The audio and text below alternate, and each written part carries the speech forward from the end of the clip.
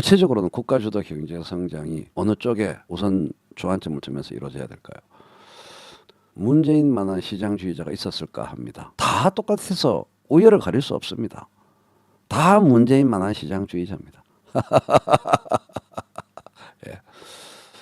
다 똑같아요. 시장주의의 정도가 너무나 다 대단해서 뭐 문재인이 1등이다 이렇게 말할 수도 없어요. 다 1등이에요.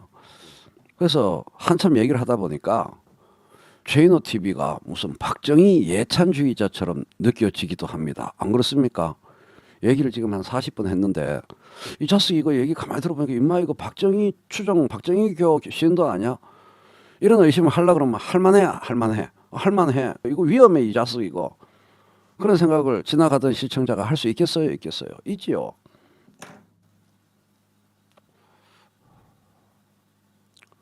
박정희를 그럼 칭찬하면 왜 안 되는데? 그게 박정희가 한 건가? 김정념이 한 거지.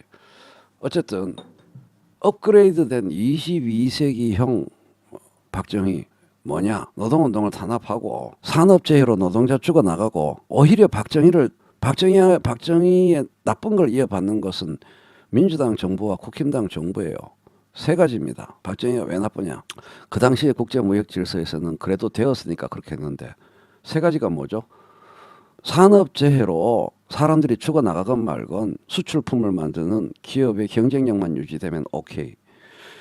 기후를 생태를 환경을 작살내든 간에 산업 폐기물 오염수 공장 폐수 하천에 콸콸콸 해도 다 오케이.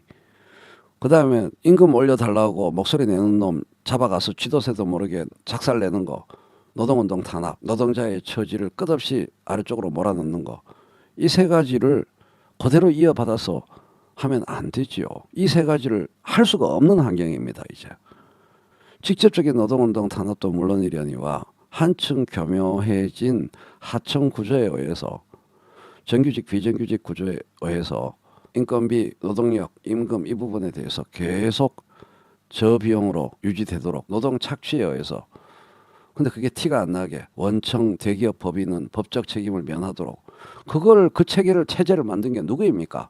박정희 정권에 그토록 반대했던 김대중 정부부터 만들어진 흐름입니다. 맞습니까?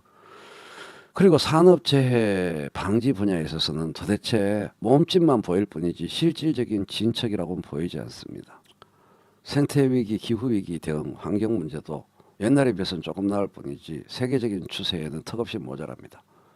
이거를 안 하는 것, 이거를 안 하고 노동권을 보장하고 노동자들의 실질 임금과 소득, 비정규직까지 다 아울러서 그거가 될 수 있도록 하고 기후위기 대응이 확실히 되도록 하고 산업재해가 확실히 줄도록 하는 걸 하면서 박정희가 잘했던 것, 국가주도 경제성장을 어마어마한 과학기술 연구 투자, 그 다음에 국가에 의한 선도적인 SOC 투자, 이거를 따라 해야 되는 거죠. 뭐 안 됩니까? 박정희가 한 거 반대로 하면 민주이고 진보입니까? 사실 생각해 보면 민주주의에 대한 거대한 착각으로부터 이 문제들이 비롯되었다고 할 수 있습니다. 박정희 하는 거 반대대로 하면은 경제 민주화고 진보고 민주주의의 발전이다. 이렇게 착각했던 것이 맞습니다. IMF 외환 위기가 터진 다음에 김대중 정부가 한 구조조정 과정을 보세요. 재벌 안 밀어주고 재벌 해체시키면은 경제 민주화하고 잘하는 거라고 본 거죠. 그래서 외국 자본이 그거 다 맛있게 얌얌하도록 방치하고 아무것도 몰랐던 거예요.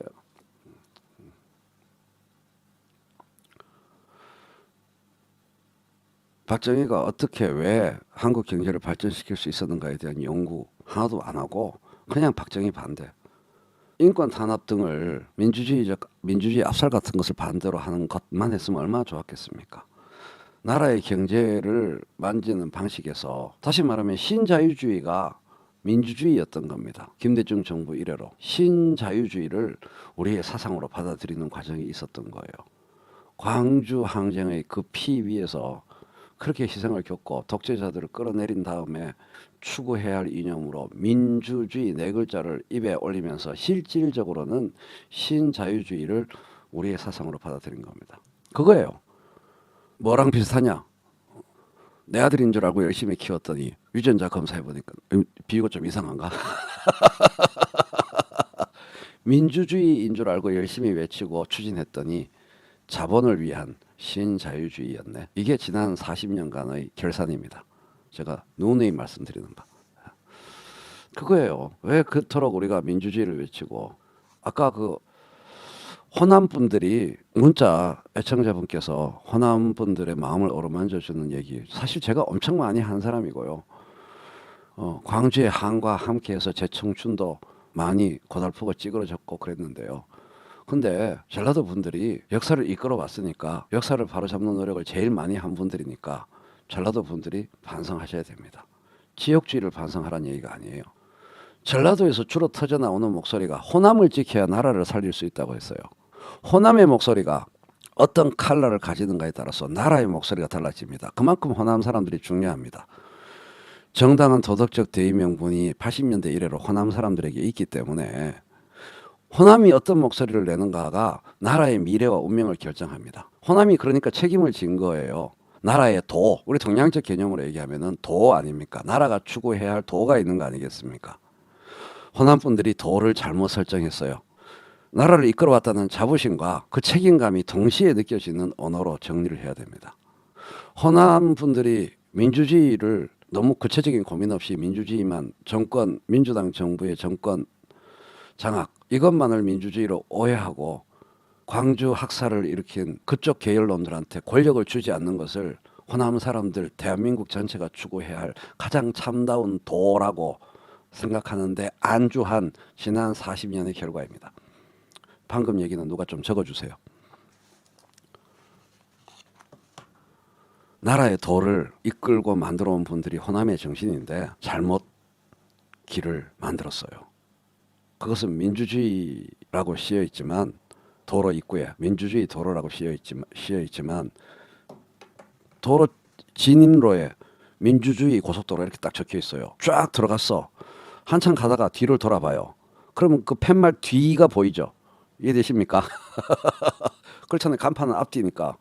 딱 앞에 민주주의 고속도로 쫙 들어가다가 딱 뒷유리창을 봤더니 뒤에 신자유주의 고속도로 이렇게 씌어져 있었던 겁니다. 그게 지난 40년이에요. 그래서 어떤 일이 계속 반복됐냐 그 40년 동안 이상하게 그 민주당을 졸라 지지하고 온갖 뭐 돈 뭐 땀 뭐 피 뭐 목소리 뭐 쉰 목소리 뭐 성대 뭐 십시일반 뭐 오만 노력을 뭐 고민 번뇌 뭐 다 40년을 민주당을 그렇게 밀어줬는데 밀어주고 나면은 허탈 찝찝구리한 뭐지? 허탈한 씁쓸한 결과로 항상 되돌아온 이유가 바로 거기에 있었던 겁니다. 바로 그거였던 거예요. 왜 매번 씁쓸했냐? 그 고속도로 간판 뒤쪽을 몰랐기 때문이에요. 최초의 수평적 정권 교체가 김대중 정부부터잖아요. 우리나라에서 신자유주의의 시작이 김대중 정부부터입니다. 너무 정확하게 간판이 앞뒤가 일치하는 거예요. 박정희가 독재자였지 않습니까? 독재자는 내가 곧 국가다 그런 거 아니겠습니까? 박정희에 반대하다 보니 국가에도 반대하게 된 겁니다. 너무 설명 간단하게 되죠. 착각했던 거예요. 독재자 스스로 착각했듯이 내가 곧 국가다 이렇게 착각했듯이 독재자에 반대하는 국민들도 착각했던 겁니다. 국가에 반대하는 것과 독재자에 반대하는 것을 동일시한 거예요. 그러니까 그런 정신을 가진 사람들이 국가 권력을 접수하면 어떻게 되겠습니까? 국가를 쪼그라뜨려야죠. 겸손, 겸양, 자애, 자중자애하는 정부를 만들겠죠. 그게 민주당 정부들이었던 겁니다. 맞잖아요. 국가에 국가가 하는 일들을 독재자 보듯이 스스로 쪼그라드는 거예요. 겸손하게 자중자애하고 자기가 나대면 안 돼. 시장을 존중해야지 민주주의인 거야. 40년 동안에 그래서 그 40년 동안 벌어진 결과가 정확히 뭐냐? 소득 양극화, 자산 양극화, 부의 양극화가 그 40년 동안 박정희 시대 때보다 전두환 시대 때보다 훨씬 더 심해졌죠. 훨씬 더 심해졌죠. 완연하게 심해졌죠. 그 민주주의를 향해 달려온 길, 이꼬르 신자유주의를 지키기 위해 달려온 길, 이꼬르 양극화 심화의 길. 그러니 가장 가난한 사람들, 서민들의 입장에서 보면은 어떻겠습니까? 그래서 가난한 사람들이 국힘당에 투표하는 게 있을 수 없는 일이야, 있을 수 있는 일이야. 투표할 때가 두 군데밖에 없으니까. 그것도 모르면서 무슨 돈 없는 놈들이 국힘당을 지지하는 이찍들 한심한 놈들 이러고 있었다는 겁니다. 에버그린님 감사합니다.